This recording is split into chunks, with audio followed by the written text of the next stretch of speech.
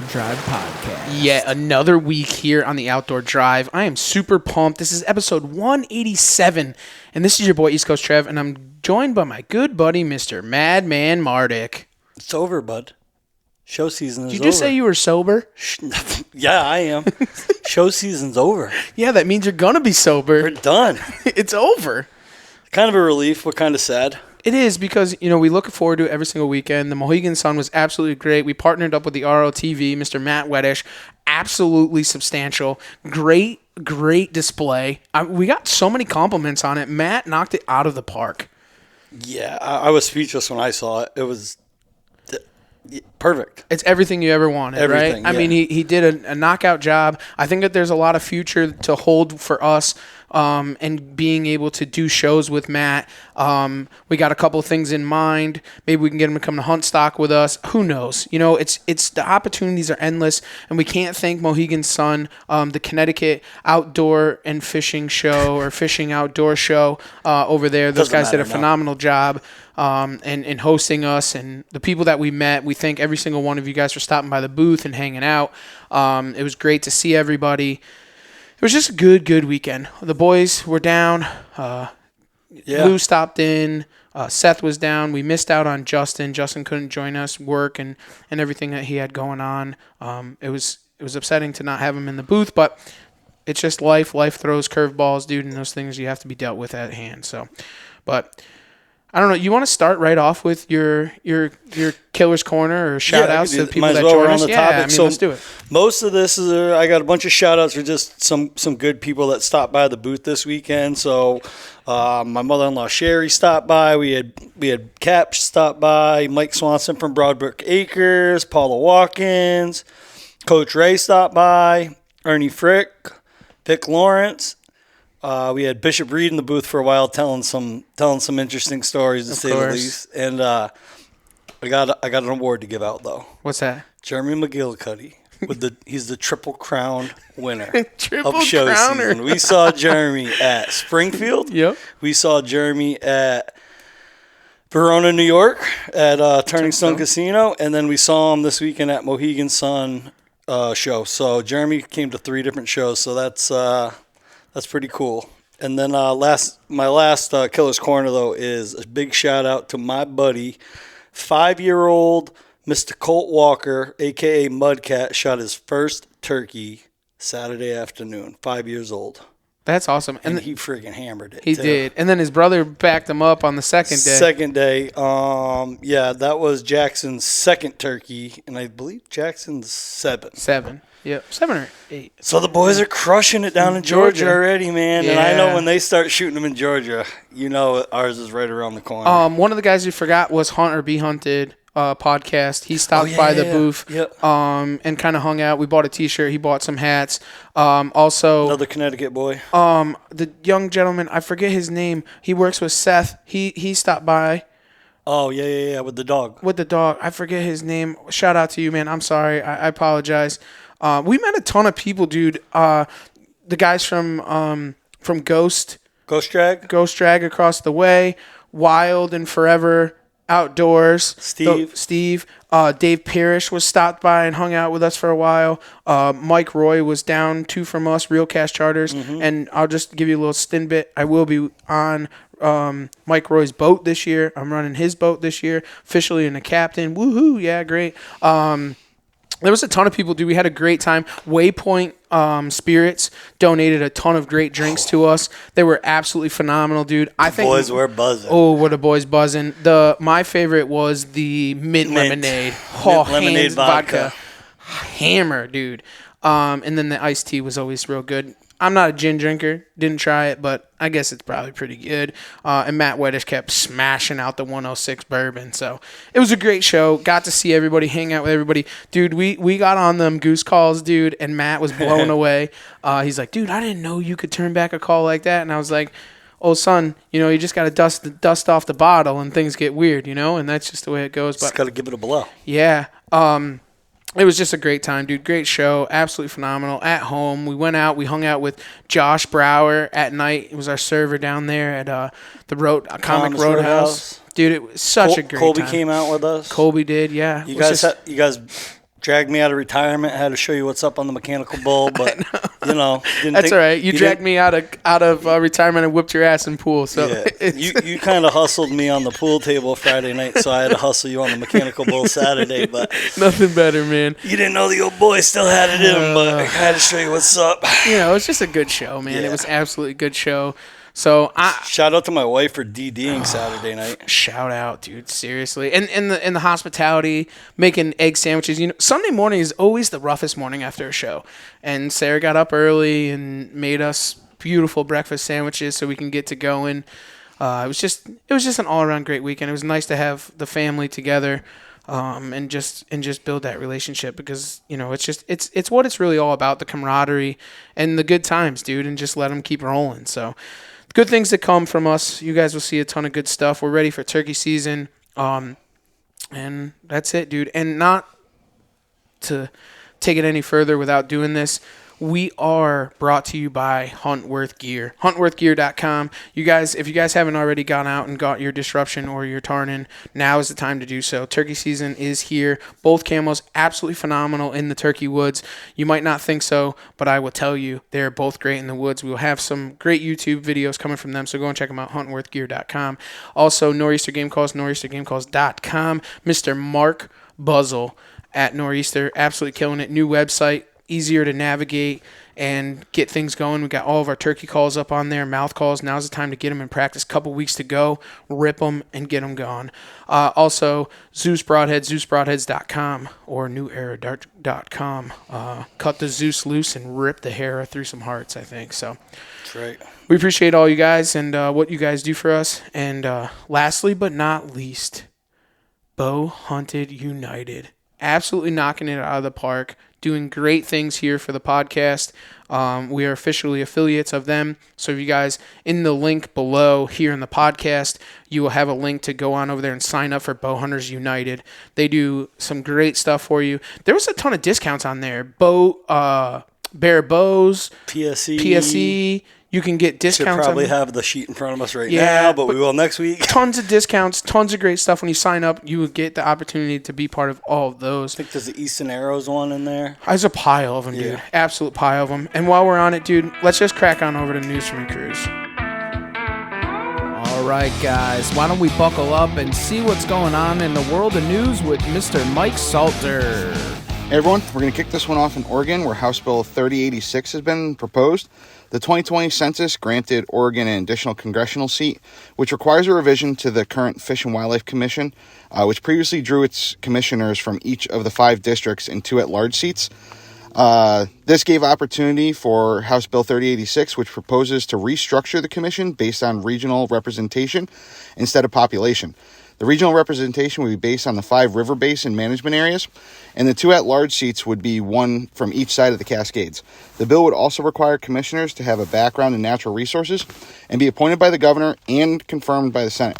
Environmental groups want to maintain the current structure based on population, which has far less interaction with regional issues. And to voice your support for this bill, you can do so directly through howlforwildlife.org, which has a direct submission tool to the House Committee on Agricultural, Land Use, Natural Resources, and Water.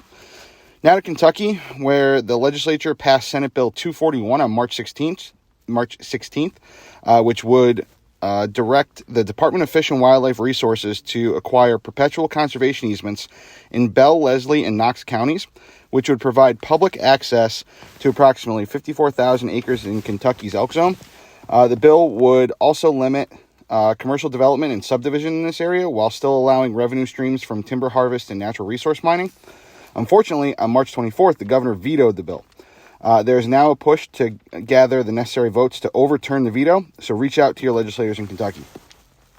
Now in North Dakota, where House Bill 1260 has been proposed, which would allow the Game and Fish Department to partner with private landowners to address challenges and advance conservation objectives.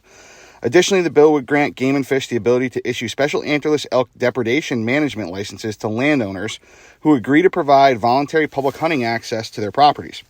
Any landowner who applies for the permit will still need a big game license, but will get extra tags and assistance in the form of hunters on their land and managing elk depredation. This could be great for non-residents getting more public access to lands in North Dakota, so get over there and support that initiative. Now to Montana, where Fish and Wildlife and Parks will be preparing an environmental impact statement and conduct public scoping on a proposed action to develop a new wolf management plan, which hasn't been done since 2003. The governor has asked FWP to create a new management plan with broad public engagement due to the interest in wolf management across the state. We all know this means there will be plenty of discussions on wolf hunting and trapping, so keep your eyes out for any public involvement coming up in the future there. Now to New York, where the National Deer Association has sent an action alert for Senate Bill 5420 and Assembly Companion 2887, which would extend a previously set pilot program which enables 12 and 13-year-old hunters to harvest deer with firearms and crossbows under the supervision of experienced adult hunter. The bill would extend the sunset date of the pilot program to 2025 and provide additional hunting opportunities for youth hunters. You can support and take action on this bill directly through the action alert on NDA's website. Now, lastly, Connecticut, where the 2023 saltwater fishing regulations have been updated. The species harvest changes include a new minimum length requirement for porgy of 10.5 inches for boat anglers and 9.5 for shore anglers, and a season of May 1st through December 31st. For porgy on party and charter vessels, the daily limit has been increased from 30 to 40 fish per angler from September 1st through October 31st, and 30 fish limit will still apply for the rest of the season. And for black sea bass, the season dates have been changed to implement a season closure from June 24th through July 7th. The remaining dates still remain the same for that season this year. As always, if you have any news to send along to me, it'd be greatly appreciated. Reach out to me at Mike Salter on Facebook or bearded_bowhunter21 on Instagram. With that, enjoy the rest of your ride. All right, Mr. Mike Salter. Thank you, and thank you, Bow Hunters United. Awesome. I got one more tip, though, before we send this over to the guest. It's getting close to turkey season, and this is probably overlooked by a lot of people that people don't think of. Great time to do some truck maintenance before the season gets rolling. Check your tires, get your tires rotated, get that oil changed, all that shit, because you don't think of it now. But once the season gets to popping, that's the last thing you want to do is worry about a vehicle malfunction or something. So I do this every year right before turkey season, and I even deer season, I always check my battery, check my terminals, because the last thing you want to do is get up at 4 a.m. and have your truck not start. Right. And miss a hunt on November 9th on a cold front because your truck's, you're having truck vehicle problems or whatever. So before we get deep into turkey season, it's not a bad idea to check the old vitals on the truck and make sure everything's, ready to go, and you're not going to have any truck issues for the entire month of turkey season, I think a lot of people don't think of that. No, it's definitely not thought about. Right. And you're getting into the cold season, and your number one top priority is to get into the woods. Right. Yeah. So, turkey season's a month long, and that's pretty much all you're going to try to do every chance you get. Every time you get free moment, and you just go. Everybody knows you put a ton of miles on for turkey season. When it comes to, roosting and running and gunning, you might run into a piece of public here for a couple hours and then jump in the truck and, drive a half an hour to another spot, and shit just gets wild. So check out the truck now and make sure everything, looks good. Check your belts, check your fluids, all that shit, so you won't have any issues when the season starts. Yeah, that's real smart, dude. I never even thought of that. I would have just, had to ride my e-bike to my hunting spot probably or something stupid. On bald tires? On bald tires. Don't even get me going, dude. That's just absolutely something else. If I could, I would blast them right now, but we'll just let that ride. We'll leave that for another podcast. But a little bit of positivity, dude. Let's go and check out our boy from Bow Minded, man. Jake Hart, absolutely smashing it over there. We got to meet him up at the Springfield Sportsman Show, crushing it. What he's doing, his passion and his heart is all in the right place. And I'm excited, dude. Let's get this dude on the line. Let's go. From Bow Minded. What's up, bro? How's it going? Good, man. We appreciate you jumping on with us. Of course. I know you're busy. Show season's still undergoing, dude. What show are you working on now? So we are headed to Peoria, Illinois, for the Illinois Deer Classic this weekend. Oh, the Deer and Beer Classic. That is always a good one. That show kind of just started to come back. They stopped it for a little bit of time. Yeah, so originally what happened is I had reached out to the guy to try to get into the Iowa one. And he told me even a couple months ago they were fully booked up, that they still had some spaces open for Illinois. And at the time, being 16, 17 hours from home, I said, I don't really want to do that. then this past weekend we were in Wisconsin, and I was messing around on my phone looking for new places to go. And they came up and it said only 3 hours away from where we were. So I was like, wow, maybe we should just stay on the road. Gave him a call, said he didn't have the amount of space that we were looking for, but he could shuffle a few people around. He gave me a call back, got a call back within 15 minutes, and now we're all set and ready to roll there this weekend. Sweet, man. And we met you in Springfield, Massachusetts, which is probably 20-something hours away from where you are now, dude. So you've been all over the road everywhere. I have not had an off weekend at home since 2 weeks before Massachusetts. Jeez, man. That's crazy. I mean, just putting in the grind, dude. That's all what it's all about.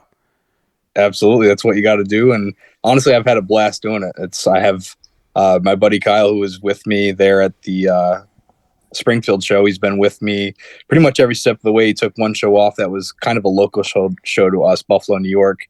I had another buddy come and help me out for that one. But yeah, we're just, going around and having a good time, and we've been doing really well. That's awesome, man. Well, let's turn this keys, dude. We'll put this thing in four-wheel drive. Why don't you tell everybody who you are, where you're from, and a little bit about what you do? Absolutely. So my name is Jacob Hart. I'm the founder and owner of Bow Minded.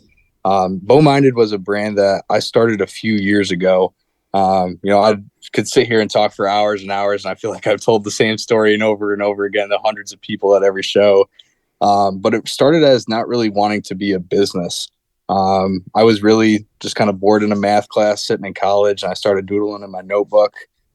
Came up with a logo that was kind of a deer antlers and a bow all kind of mixed in because I love bow hunting, and started printing some stuff for me and my buddies. And then next thing I know, it kind of more of our buddies and friends of friends kept asking, hey, that's a cool design, can you make me a hat or can you make me a t-shirt? And so I kind of started this online store. Didn't really do a whole lot with it, but I had invested in all this equipment to get started and print my own stuff and be completely self-sufficient. About 6 months ago, I'd say about September of last summer, I was just, hanging out in my basement, and I said, I have all of this stuff here that I invested all this money in. Why am I not taking this more seriously? So I revamped my website, signed up for my very first show. I finally had enough money to go to it. And I just did so well, and I booked another one. And next thing I know, I had all these other the hosts of the show coming to shows and saying, hey, your stuff is awesome. Why don't you come to ours? And, stuff just really started to take off to the point where I had to leave my full-time job. So it's been a dream. I love bow hunting, and I've always wanted to start something that was in the hunting industry, so I would have the time and the passion to chase what I love to do, but also make money while doing it. So it's been awesome up to this point. That's cool, man. Well, why don't we get to know who Jake is, dude? Where did it all start for you? Where did the hunting world kind of start for you as a young kid, or did you do it later in life, or? No, I've been around it since I was real little.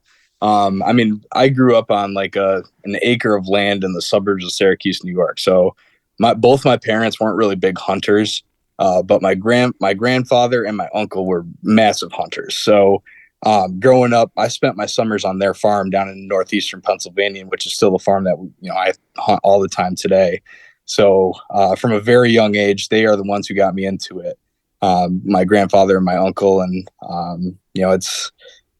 it's definitely been a little difficult because my passions have exceeded what I've been able to do up to this point. So you go on Instagram and you look at all these people traveling all over the country and hunting and all these different places, all these different species, and I've always wanted to do that. I haven't really had the time or the money to do so. So now that I've kind of started my own business, I've already planned out a few ones this year that I'm already really excited for. But yeah, so kind of grew up in the suburbs of Syracuse, New York, been hunting since I think I shot my first deer when I was 11. And that very first deer was with a rifle. Every single year since I was 11, except for 1 year, I've shot a buck with a bow. So that's also kind of where the whole bow minded came from. Is I remember that first deer that I shot with a bow and the feeling I had. I was 12 years old, shot him at 10 yards compared to 250 with the rifle the year before, and ever since then I was hooked. That's crazy, man. But bow hunting is obviously your true passion then. Absolutely. Yep. I know of, a bunch of my buddies have kind of sprouted into the whole waterfowl world and, chasing geese, ducks, all that stuff. And they sit here and try to convince me that, that's so much better. And I've been on hunts. I haven't fully gotten into it, but to me, nothing will ever beat that feeling of a mature buck. All of a sudden you hear grunting and a few footsteps behind you and your heartbeat and you see antlers and just that entire, whether it's 30 seconds or sometimes an hour by the time they get to you, that entire feeling is just incredible. And it's strictly whitetails for you, or do you have a passion to try and do, or a dream of doing something else other than whitetails? So up to this point, it's been only whitetail. I have gone turkey hunting with a bow, but that's kind of like what I stated earlier. The dream is to kind of travel the world and hunt as many species as I can. I would say a very big dream of mine that I've been trying to kind of get in, make contacts and relationships, especially at these shows that I've been going to, is I really want to hunt elk with a bow. I'd love to shoot a trophy elk with a bow, and that's definitely a big dream of mine. So we're definitely getting closer to that. Definitely getting closer. That's a tough hunt in itself, though. I mean, going out west, some places you have to get points. It's yep. And then it's not something that you would really, or it's a tougher thing to do if you were to do it like a public DIY elk hunt. Yep. You see a lot of those guys struggling a ton trying to get, especially a trophy. Yeah. And I honestly have no idea, what I would be doing, especially for a DIY hunt. You can drop me in the middle of the, northeast in the whitetail woods and say, hey, go kill a big buck. And I could probably get pretty darn close, but if you drop me in the middle of Montana and say, go kill a trophy elk, I wouldn't know where to start. So that's what I said. I love, that's the biggest part of these shows is I love talking to people. I love meeting people, even like that's, what you said earlier, how we met, and just kind of, BSing over different kinds of things while we were there at that show. That's probably my favorite part. Just meeting people and, no matter what they're chasing, whether they're outfitters, they're clothing brands, they're, selling their own homemade products, or they're working for some massive brand, everybody has a story and it's just kind of cool to listen to. Yeah, I would have to agree with you. I think Steve would too, where just meeting the people. Like, we like going to shows. We don't really promote. I mean, we don't push a product or anything or sell anything. It's just shaking hands and getting to know people and meet people. And it's what kinds of it pushes you on to keep going to more and more shows, because you're like, who else am I going to meet? What's the next door that's going to open? I bet you that you've probably come along with a ton of those. Absolutely. Yeah, we're only... I think this weekend, Illinois will be only our 8th show ever. Feels like we've been doing it for years though. Just the relationships we've made and the people we've met. And I remember even from Harrisburg was my 3rd show ever. And obviously that's a big one to conquer for your 3rd show ever. But I remember it was day 2. And I had 2 people walk by wearing my hoodies and hats. And I kind of looked and I go, I'm pretty good with people that I've met, at least in the past few days. And I go, I don't remember you guys. She goes, oh, well, we were up at the New Jersey show and I bought one of your hoodies and one of your hats, and your hoodie is so comfortable, haven't taken it off yet. So I needed another one. And I saw that you guys were down here. So I took a day drive down here to come see you guys. And that right there was made my week. I didn't care if we didn't sell anything for the rest of the week. That was really, really cool. That's awesome. But they drove all the way down there just to see you to get another hoodie. Yep. Dude, that's insane. That's insane. That's a feeling that you'll never forget, honestly. That's probably like that. Or I ask some people most times, at what point did you think that you made it, right? And that's probably that moment where you're like, that's it. That's it. That's the made moment. Yeah, at least at a small scale that we are, for sure. And that was more so, pending my 3rd show. And that was when I had just left my full-time job. So obviously I'm in my own head of, did I make the right decision? Obviously this is a big step for me, and this being my only income at the moment. So that was kind of that pat on the back too of, hey, if these people are doing stuff like this, imagine who else you're going to come across and the success that you're going to have. So you just brought up a real valid point where you left your regular day job and you're so into like you have that thought in the back of your mind, like, did I make the right decision? Is this the right decision? Do I follow on this path? And a lot of people will not even make that jump to be where they are, to chase that dream. And it takes a lot. It takes a serious, solid person to want to do that, to even get to that point. And there's a ton of people in the outdoor industry that will never make that jump. And then there's some that have made that jump to put full-fledged arms back, head first, to try and make it.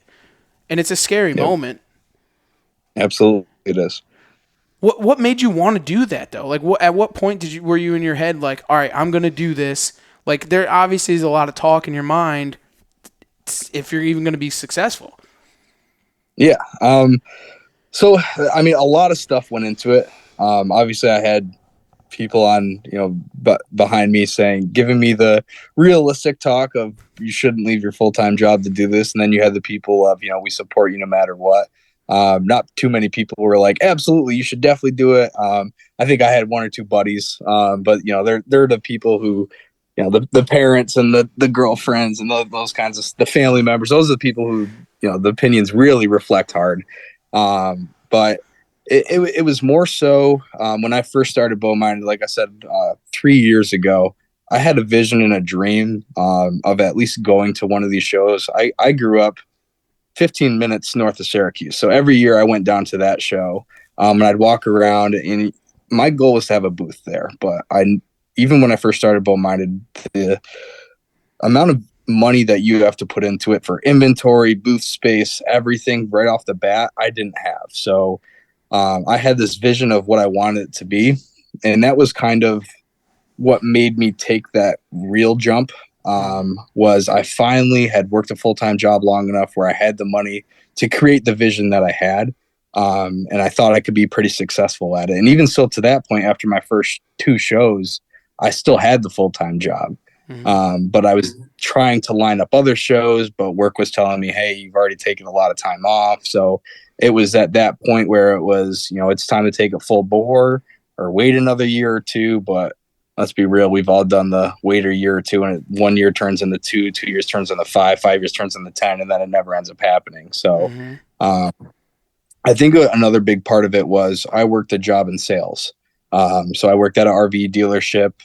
Not sure if you guys know too much about RV dealerships, but during the summer, you're nonstop. You make a lot of money. It's constant. Not too many people want to buy a camper in the middle of December, especially in Syracuse, New York, when we have 4 feet of snow. So we were in a very kind of slow season. And even though, during the summer you make good money, between it being so slow with that and, you kind of beating my head off the wall in my office, like same thing every day of, punching out emails and text messages, phone calls, just the same stuff. And realizing that, I could possibly make that jump. And then just going to those shows and hearing all of the feedback from everybody of, hey, I've never seen your brand before. You guys' stuff is awesome. Where are you from? And just kind of explaining to everybody this. And you tell the same story 1,000 times on a weekend of where you're from, what's the business, and your whole life story essentially. But all the positive feedback that I got back was amazing. And I just I remember Harrisburg was kind of the determining show. Being away from my job for 12 days was not going to be acceptable, at least in my boss's eyes. So I kind of left it up to, I was 3 weeks away from the show, and I told myself, I'm going to reach out to, whoever runs that show down there. If they have a booth for me, that's it. I'm going. I'm leaving my job, and we're going to make it happen. If they tell me, nope, they are completely full, then we'll have this question down the road. Got back to me within a day that they had booth space. I said, I'll take it. And next day I put in my 2 weeks. See, that's awesome, man. Let's go. Yeah, because like you see a lot of people in the outdoor industry and a lot of people probably don't even know what I'm about to say, but like if there's a lot of people, and I could list off 25 of them in a second, that all have full-time jobs, and they have TV shows, they have different they're different brands like broadhead companies or scent companies or tree stand companies, and they all still hold their full-time job. And it's a tough leap, man, to try and go and do that.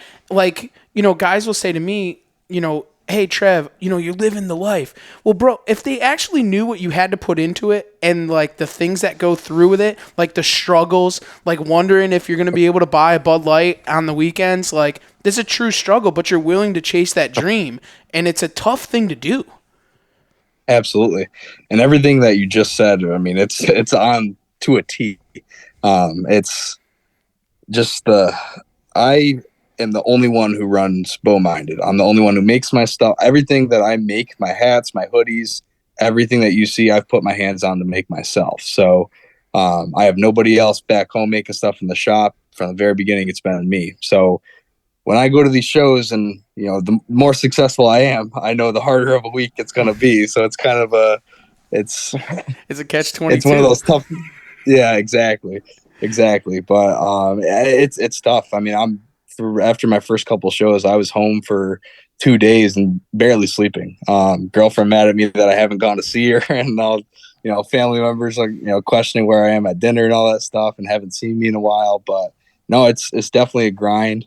I mean, for me, I get to reap all the benefits of it. So that's also the cool part. But a lot of these other brands that you see out there too, I mean, it's a bunch of buddies, 5-6 guys who all got together and created something. And, I look at them and they're pretty successful and stuff. And, but you got to think, you got to divide up everything throughout them when you are successful and that kinds of stuff. But even up to this point, it's still only been me. So it's definitely been a grind, that's for sure. And I would definitely not even be close to where I am if I didn't make that leap of leaving my full-time job. Wouldn't have had even time to do a quarter of the stuff that I'm doing. So I had a mentor kind of in the beginning of kind of pushing this all out years ago. And one of the guy literally, we sat down, we were at a casino actually at a bachelor party, and we are sitting at like a bar inside our hotel room, and we're chatting or whatever. And I said, what makes you successful? And one of the things that he said to me was, he says, Trev, your whole life, man, you grew up eating mac and cheese and hot dogs. He goes, how nice would it be to eat Flamin' Young from time to time? And I was like, all right, that makes sense. And he goes, you know what happens when you fail and you're not eating Flamin' Young no more? You go back to eating mac and cheese and hot dogs. It's really not that bad. And in that, there's a lot that you can learn from that, because it's okay that you lived a simple life, but you wanted to try and make better for yourself, and you enjoyed that lifestyle for as long as you allow it to drag on for. And then what's the worst thing that happens? You just go back to living your normal life. You have to at least make that attempt to try and get somewhere. If not, you're just going to keep doing the same thing and staying on the same track. And it really stuck in my head until this day. It was 10 years ago, and I still think of that thing every single day that I wake up, and that's what keeps pushing people on, honestly. Yeah. There's nothing worse than the regret of not trying and not knowing what could have been. Mm-hmm. And there truly is, man. Like, what are you going to do 20 years down the road? Be like, man, I really could have taken bow-minded to another level. But now I'm in this position. I have 2 kids. What am I going to do? I can't do that. That's what potentially could have happened, Yep, absolutely. It's so crazy, dude. And it's a success story right from the beginning, man. Yeah, we definitely hit the ground running. That's for sure. And like I said, I had a vision of what I wanted to do, what I wanted to be. And once I kind of finally made that click in my head of it's time to leave the full-time job and take this full bore, it's been nonstop. It's only been, I think, January 12th was our very first show day. And since then, it's been just, I've barely been able to breathe nonstop, but I wouldn't have it any other way. I love it. Well, it's funny is that we were at the Mohegan Sun show here this weekend, which is only about 15 minutes from our studio, and we were sitting there, and Steve actually said to me, guy's walking by, and he's like, dude, do you see he's got a bow-minded sweatshirt? Oh, that guy's got a bow-minded hat. Hey, that guy's got a bow-minded sticker. Like, we're like, are you serious? It's like buying a red car, and then everything that you see is a red car, right? You totally just focus on that. And like you just said, you've only been doing it since January, and that reflect, you weren't even at that show, and a ton of people were wearing that product. Yep. That's amazing. That just puts a smile on my face hearing that. It's really honestly what it is. Man, let's crack out of the business, dude. Let's talk about some bow hunting and some of your stories, dude, because last year you killed an absolute giant, and you actually showed us the film of it. To kind of take us through that hunt, man, and kind of what happened and made yourself successful. Yeah, for sure. So, I mean, that deer there, where I hunt in Pennsylvania, it's a great place to hunt, but it's kind of tough too. So, we have the neighbors who, it's kind of shoot anything they see, which I don't have a huge issue with that. Some guys have different perspectives on hunting, and that's okay. But obviously, for people like me who try to take the best and most mature deer off the farm each year, makes things a little more difficult. But it was more of an off year. We normally see a couple 140s to a 150-ish every year. I think this buck ended up scoring around 125-ish. So, I mean, still definitely a solid bow buck. And I'd always tell everybody anywhere that I go, any buck with a bow is a good buck, So, but anyways, we were did not see this buck until about mid-September. And he looked pretty gosh darn good. First trail cam picture we got of him, full daylight. Didn't really have brow tines, which kind of sucks, but I'm a big brow tine guy. But overall, like just good frame. So it was, I want to say, third week in October. I had seen him twice on the hoof, but the field that we hunted is the field that he was his field. I mean, he was dominating that field. Not too many other bucks there, and we have a pack of about 50 doe, and he you could tell that was just his field, and he wasn't leaving. He had come out a few times, but that field's so gosh darn big, and the wind blows directly into the bedding area. I mean, 9 times out of 10, your wind is pushing back in there. So it is very difficult to hunt this field, especially with a bow, because you don't really know where to set up or how to do things, and they kind of do stuff a little different every time. So there's a lake down at the bottom.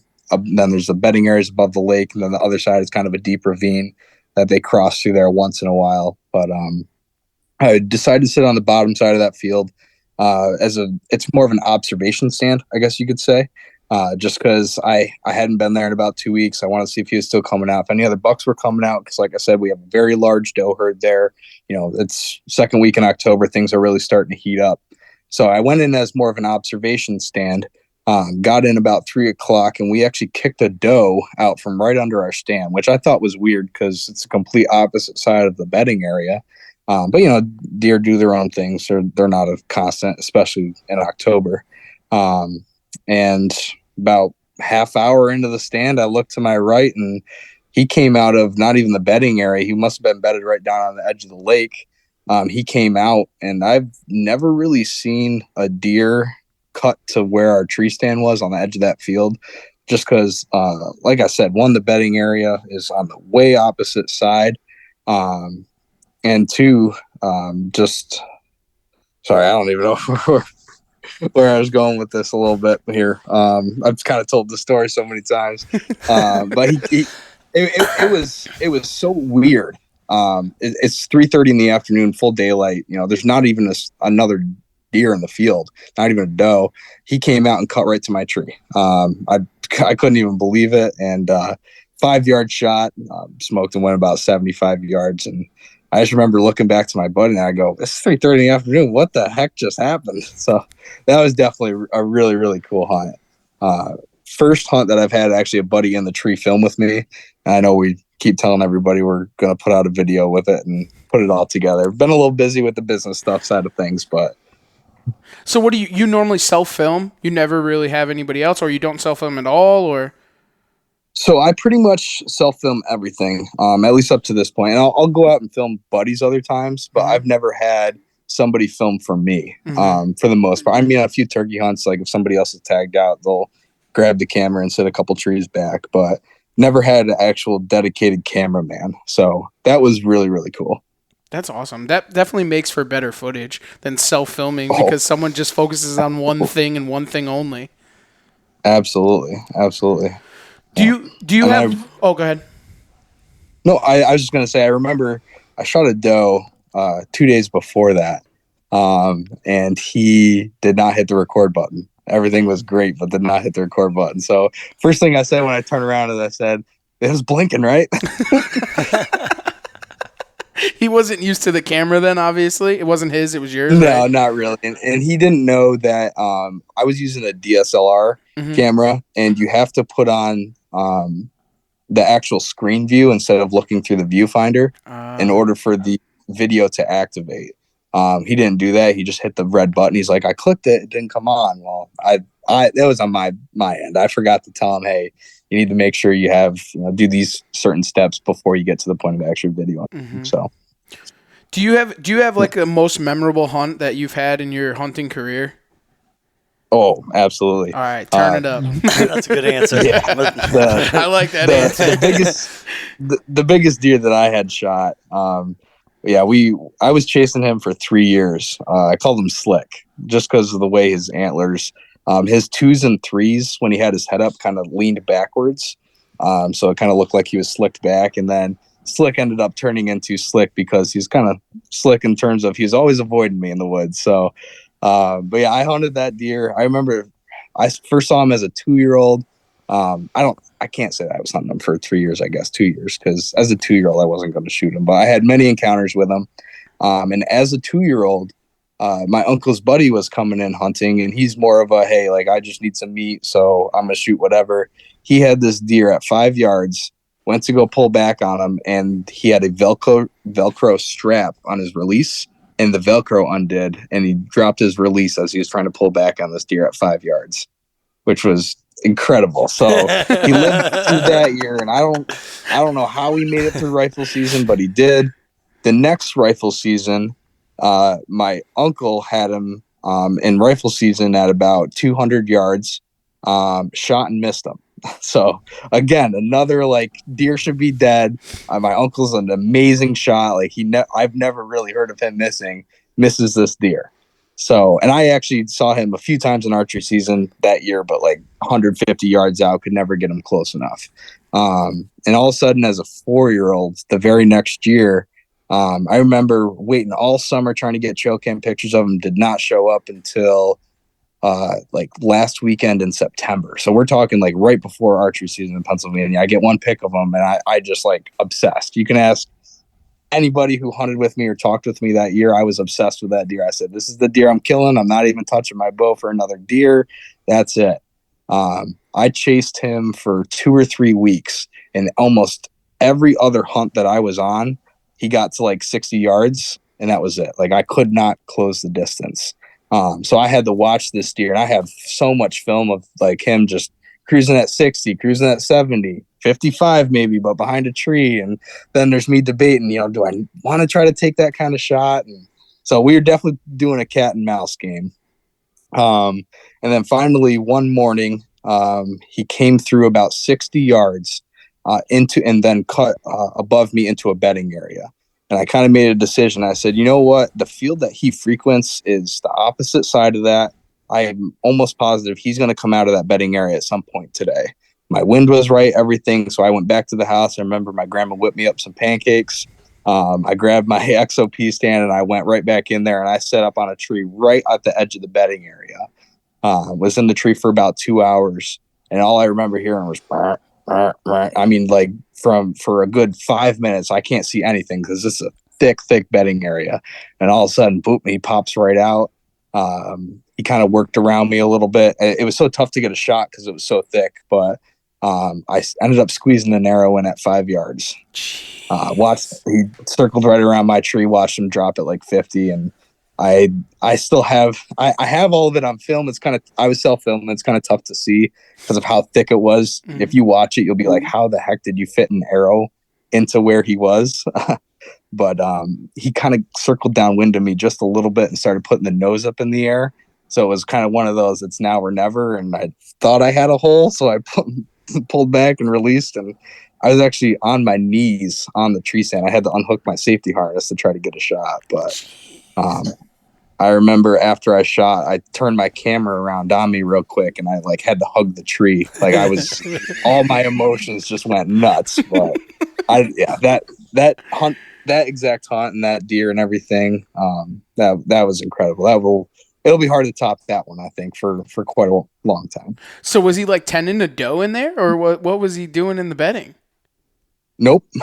He went in there by himself in the morning, and he came out by himself at night. I mean, he was grunting up a storm. I mean, it was like a tending grunt, but there was no doe. He was the first deer that I saw that evening. So What was the What was the date? date? Yeah. I really should know this for one of my favorite you hunts. probably should. Was Was it early November or mid-November? It was late October. So is So that I wanna pre-rut? say- that pre-rut, Pretty yeah. early. Yeah, I want to say October 20 something. I like that week. That's my favorite week. The last week of October, first week of November. Steve's the second week of November guy. No, first. Oh, first. Yeah. 6, 7, 8. Were the pancakes any good? They were delicious, but very kind of nerve wracking because I just didn't want him to do something weird and get up early and walk out. And you not be there. You know, exactly. You're eating So blueberry it was more of pancakes with a grandma. it's more of a hurry it up, let's get moving kind of deal. Poor Graham. He's I- rushing Graham in the house and everything. But she was the first one I called after I shot that deer, and I have the recording of it because again I was still recording on me, and I got to make a YouTube video out of this. But she was like, "Oh my god, I'm so excited! I can't even talk," and she had to hand the phone to my grandfather so for me to talk to him. But yeah, it was incredible, just everything about that hunt and that deer. And everybody knew about the deer and that you were after that deer. Your whole family, right? Oh yeah, I obsessed over it. Yeah. What do you end up scoring? Every other sentence that came out of my mouth was something about Slick. Did they all call him Slick too? Or just So you? that was just what I had called him. So everyone else had just called him that too. Just I came up with the name. Cool. I'm not like massive into naming deer. I try to when they're kind of got a unique character. They're you're going through trail cameras and something talks to you. But he ended up scoring 147. Wow. That's and a great and some change. That's a good Northeast buck. Yeah, he was a mainframe 10, but had 15 scoreable points because he had 5 little like base kickers that were all 1.5 inches, 2 inches. Oh, that's so cool. That was a Pennsylvania deer? Pennsylvania deer. Yep. Nice. Yeah, the Northeast, I considered Pennsylvania part of the Northeast, but like there's like a ton of great deer here that a lot of people don't see. I mean, dude, to shoot a 150 in the Northeast, that's incredible. I mean, and that's virtually what he was. I mean, that's a good deer for the Northeast.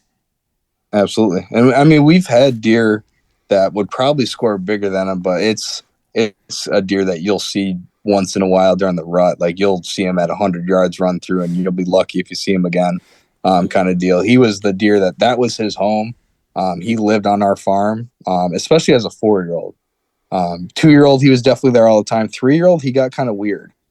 We only really saw him during the rut. So I don't know what happened, which is why that entire summer when I hadn't seen him up until September, I was like, what the heck is like, I hope this deer is still alive. I hope like all the thoughts run through your head. And all of a sudden he popped up. And the second we got our first trail cam picture of him, it was almost every day he was on one of our trail cameras until the day I shot him. And one of the things with Pennsylvania, just like New York, I mean, you figure New York has like 2.5 million licensed hunters. Pennsylvania has 3 million licensed hunters. 3, actually more than that.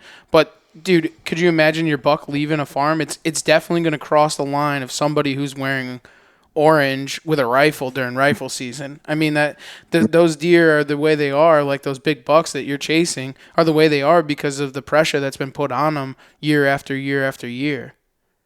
Absolutely. And that's kind of what, kind of transitioning into another thing that I've actually talked about a lot with a lot of people at these shows, especially with Ohio, Wisconsin, now here getting into Illinois it's a different caliber deer out here in the Midwest. And I think a lot of people would agree with that you can find good deer in the Northeast.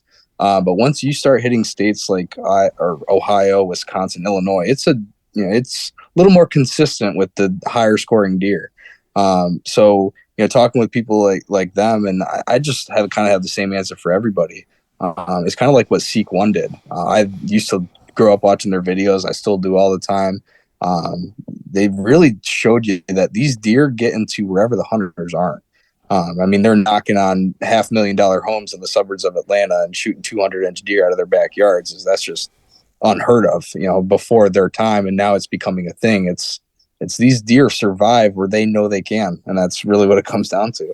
Yeah, and that's one of the things, like you just said, in the Midwest, there's 25 150s to our 3 150s here in the Northeast. So that 150 in the Northeast is being hunted 10 times harder than it would be in the Midwest. Those guys are chasing 10 different 150s, where out by us in a 1,000-acre block, there's probably 25 people chasing that same exact deer. I mean, for you, how many times have you chased a deer and there's 10 people in the surrounding area that knew about that deer and are chasing that deer?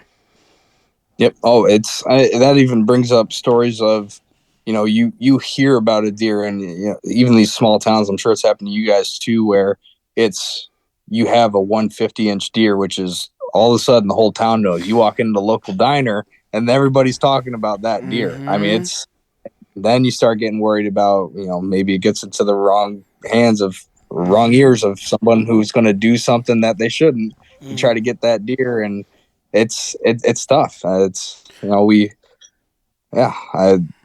have a story that I probably could share that I probably shouldn't, because I don't know all the details on that. I just know what I really want to hear. I know. You said earlier that you might have some plans for some bigger hunts this coming year. Is anything locked in, or what would you like to do? So the only things that I have locked in so far are turkey. I've really only hunted the state of Pennsylvania for turkey, just kind of I live in New York, but I consider Pennsylvania my home state for hunting, just because that's where the family farm is. That's where I've always hunted. So I've really only hunted turkey in Pennsylvania. But this year, I know that I'm not too sure on a couple of them, but I know we have lined up Pennsylvania, New York, Maryland, Virginia. A couple of my buddies are going to Georgia. I'm not sure if I'm going to that one. Here in a few weeks, we're all heading out to Montana for a big hunt out there to hunt some Merriams. Then we're going to sneak up into South Dakota a little bit too. So pretty excited. This is my first time really getting to travel to hunt anything. So I'm finally really getting into turkey here these past few years too. I'm very excited for all of that. In terms of deer, haven't quite thought that far ahead yet, but I'm sure there'll definitely be some more hunts on the docket than previous years. You're almost hitting your slam in one season by doing all that, like where you're going. Yeah, I purposely did not book shows for the last few weeks in April into most of May, which now I'm starting to book a few in May just because they kind of make sense. But for the most part, I have not really booked too much during hunting season, which is the perks of being your own boss and running stuff. I'll tell you, you picked 2 states in our region in the East Coast that are probably the toughest too. Like Maryland is a very tough state to turkey hunt, and so is, you said West Virginia or Virginia? Virginia. Your favorite? Virginia. Virginia is my least favorite state to ever hunt. I hate that place, and I hope it burns in hell. See, I have not hunted Virginia yet, but my buddy who actually I'm out here in Illinois with, they started on public land down there last year. And their plan was to hunt Friday, Saturday, Sunday. But Sunday, you can't hunt public land in Virginia. So what they did is they found that out last second. They started doing some door knocking. And they got permission on a lot of ground down there in the area that they're at. Even gave them a place to stay and everything. And they ended up busting up a couple turkeys. I think they tagged out on Sunday. So they're into a pretty good area wherever they're at down there. I thought that Virginia May had just passed that you can hunt on Sundays on public land. Just going to be like 200 yards from a church or something, right? Yeah, I think that's the only rule now is that just remember that you got to be 100 yards from a church on a Sunday, but you can hunt within 100 any other day of the week in Virginia. Well, that's pretty odd rule, but Virginia's just one of those states, like, it's just a tough place depending where you're going. Like, we used to hunt in the Blue Ridge, and like the mountainous, like, them things gobble up on top of a mountain. Well, guess what? You're going up the top of the mountain. And when I say it's mountain, for us, it's like going up Mount Washington. I mean, it's just absolutely insane down there. But I mean, it's fun. They do get, their spurs are giant down there. They do grow some giant birds in Virginia, but just super tough. I don't know. I just had shitty luck there, honestly. It was just a tough place to hunt. Yeah. I mean, it's It's you can get into certain areas. So like the area that I hunt in Pennsylvania, it's a if you knock on door, it's a 50-50 to get permission for a turkey. But it's a get the hell off my porch with a shotgun in your face if you even try to step foot and ask for deer kind of place. So it's one of those places where turkey hunting really isn't that big, and it shows. You drive down the road and every other field that you look in, there's a strutting turkey in May, especially those first 2 weeks. So, and then I've gone to other parts of Pennsylvania where, I vision that because that's all I see where I hunt, and I can't find a turkey through tons of fields. So I think it's all area based too, and the hunting pressure, just like deer. I mean, you can grow big deer or big turkeys and populations anywhere. It just depends on hunting pressure, the food that they have, and all that kind of stuff goes into it. Absolutely. One of the things just to remember when you go to Virginia, and I'll leave Virginia alone after this, but they can hunt with a rifle for turkeys in Virginia. So just remember that. Don't sit behind the decoy. I've never heard that. Yep, they hunt with rifles down there. Some guys do for turkeys. You can legally hunt with a rifle in the state of Virginia with for turkeys. So just remember that. I learned this after I hunted there, and then I just decided to never go Don't reap. Yeah, don't reap in the state of Virginia. Leave the tail pan at home. Yeah. Nobody. That never goes good. Never goes good. But no, it sounds like you're gonna have fun, dude. The Merriams and stuff. I've seen a ton of videos. That place is absolutely incredible. Didn't Dave Owens just finish a hunt in? Was that there? Keep track, but Yeah, but it's just beautiful, mountainous, gorgeous. Maybe you find some elk sheds while you're there too. That's probably a good possibility.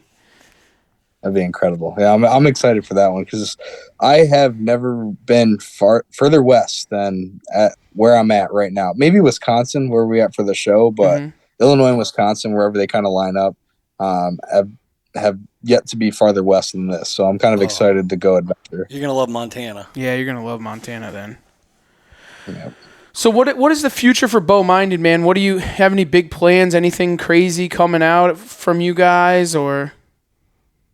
So the only plans that are going to change a little bit for us are that I'd really like to get a YouTube channel going. Kind of like we talked about before, just the film that I have. I've been self-filming and filming for buddies for probably a good 5, 6, 7 years now. I have all that film just sitting on SD cards and hard drives and my computer. So I'd like to kind of sit down and break all that down because I think a good YouTube channel kind of goes a long way to help a brand, especially like me. At first, I was nervous about putting a face behind Bow Minded. Quite a few years ago, I started Bow Minded TV. I ran into a few issues with some local people. Won't get into that too much, but it kind of deterred me from putting a face behind Bow Minded because I wanted Bow Minded to be a brand. I wanted, I didn't want people to not buy Bow Minded gear because they didn't like me as a hunter or didn't like my tactics or didn't like the way I said something or in one of my videos or something like that. So I kind of have been thinking about that and exactly what direction I want to go. But as long as I, compose myself in the way that I see fit, and which, for most people will make sense. I'm just myself. Then I think that it's something that I'll probably do here. Is getting to the YouTube side of things. Honestly, going back on the things that we talked about earlier, I mean, you've already made the jump. You've done what you've wanted to do and being strong-minded and being able to build this business and quit your job and so on and so forth. And with that comes hatred. Like, it's just a normal thing. You're going to get the negativity. When you start to make yourself successful, the hatred follows behind. And it just comes, man. You just got to let it beat off and throw away it and just keep chugging on forward. When Steve because Steve's a little bit newer to the podcast, and he's starting to see that where people are starting to see his success and starting to get the hatred to it. Just let it beat up, dude, and fall and just let it go. Because you know what? The more success that you gain, the more hatred and haters are going to follow. It's just motivate you more anyways. You should just use it for fueling your fire, man. I mean, that's just the way it goes. Just don't let it change you. Just stay you. Yeah. Absolutely. But but other than the YouTube, as of now, nothing too crazy. I'm just going to continue to keep signing shows up for shows and attending those and just kind of keep pumping and moving forward with that. I mean, we're at a pace now where if you told me I would be where I am right now Even dating back to just a few months ago when I made that jump to leave my full-time job, I would have said you're crazy. But we're doing really good and just going to keep following this train. I'm sure more ideas will come as we move along and I meet people and make connections and do that kind of stuff. But yeah, nothing too crazy. I know that earlier today with my buddy out here in Illinois, we were talking about he thinks that I should get into these tack shoots. And apparently it's very tough to get into. We were on a call with someone who's pretty high up in dialed archery and talking with them because they've been attending those shows and he's been helping them out. So just trying to communicate, and I would never have this opportunity without the connections with him and all that stuff. And I guess there are a few openings in a couple shows, especially in the Northeast, that now we're in talks of trying to get into. So that's a pretty exciting thing just from today as well. Not too sure how that'll work out. We're still in the beginning phases of talking with that, but I'm kind of excited to give that a shot if we get into those. Absolutely, man. What's that? Seven Springs and Killington? They have them all over the country. Today we were talking, I'm not sure the exact cities, but I know that there's the ones that are available as of now that we were talking about getting into were Pennsylvania, Tennessee, Michigan, Vermont, and there might have been one more. I'm not too sure. There are only a few. I don't think I was going to do the Tennessee one just due to that's a long ways to travel down there, and it would be the very first one I would do. So I kind of said, let's try a little bit more local one because they are pricey to get into. Right. Even a little more pricey than these shows that we've been going to. So I think it's a great place to be, even if we don't sell a ton of stuff, just because that's obviously everyone there is carrying around a bow. It's an archery challenge, Absolutely. so it's a great place for a bow brand. Just to kind of get some exposure. But yeah, we'll see how that goes. I'm excited. Absolutely, man. Well, we look forward to seeing the success as it starts to unveil. But before we kick you off here, man, we got one last question for you, and we ask everybody this. What drives you outdoors? Ooh, that's a great question to kind of really pin down. I'd say more than anything, it's the rush that you get from it. Whether it's a successful hunt or not, just the elevated heart rate, like I was saying earlier, of that big buck coming in, or it's just everything coming together, like I was talking about with the slick hunt. Just the amount of time and effort that went into that, and you'll even see it in that video if I ever release it one day. But all that emotion right there, like that's kind of what sums it up for me. I've always been the type of kid to, even when I was younger, I was running around barefoot in diapers outside. I'd step on a bee or a prickly bush every day, come in crying, but yet again, next day I was still out there doing that. Was never much of a video game kid, but always lived in the outdoors. And once I finally, got into hunting, especially with a bow and having those up close and personal, adventures and the rush that you get, I was hooked. So I would definitely say that. That's awesome, man. Nope, that's a great answer, dude. It's not an easy one to answer because now you have to sum your entire outdoor life into one question. But it's not even outdoor life. It's pretty much summing up my entire life and passions. Exactly. You know what I mean? It's like, all right, well, what makes you breathe and get up in the morning? That's how I took that question. It's exactly. Well, for some it is, for some it's not, right? But it's a tough one for sure. Yep. So where can everybody find you? Obviously, they can see at the shows and stuff. Is there a website, Facebook, something like that these guys can go and check you out and see where they can get their absolutely. stuff? Yep. Bowminded.com. Pretty simple. Nothing crazy. Just bowminded.com. Both my Instagram and Facebook are just at bowminded, no spaces. Awesome, man. Well, we really appreciate you jumping on with us, bro. We hope to see you at another show. Watch your success, and I can't wait for a YouTube channel coming from you, man. Yeah, thank you guys. Appreciate it so much. Absolutely. And for everyone else, thanks for taking the ride right here on the Outdoor Drive.